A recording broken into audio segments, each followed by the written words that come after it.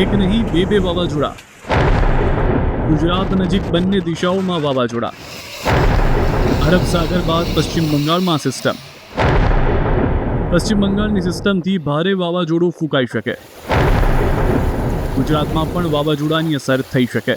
દિવાળીના તહેવાર ટાણે હવામાન નિષ્ણાંત અંબાલાલ પટેલે મોટી આગાહી કરી છે. તેમણે ગુજરાતના પૂર્વ અને પશ્ચિમ એમ બંને દિશામાં વાવાઝોડાની આગાહી કરી છે, જેમાં આજથી અરબ સાગરમાં એક સિસ્ટમ બની શકે છે, જે વેલમાર્ક લો પ્રેશરમાં ફેરવાઈ શકે છે.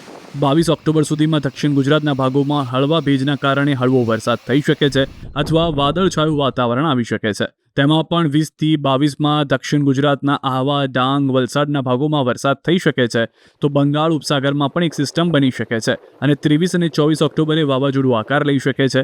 28-29 ઓક્ટોબર સુધીમાં વાવાઝોડું ભારે ચક્રવાતમાં ફેરવાઈ શકે છે, જેના કારણે દક્ષિણ ભારતના ભાગોમાં ભારે વરસાદ થઈ શકે.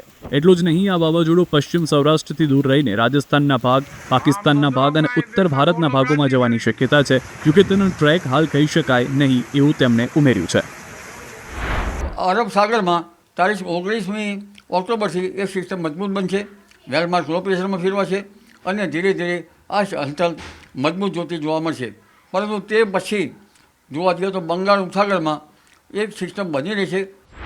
અંબાલાલના મતે ઓક્ટોબર માસના અંતમાં આ મજબૂત પશ્ચિમી વિક્ષેપ દેશના ઉત્તરીય પર્વતીય ભાગોમાં પણ આવવાની શક્યતા છે.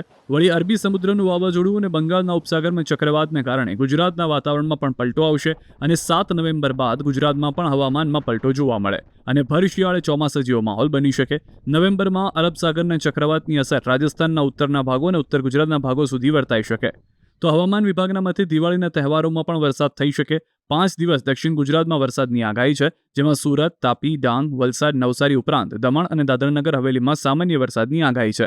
તો અન્ય જિલ્લામાં વાતાવરણ સૂકું રહી શકે છે.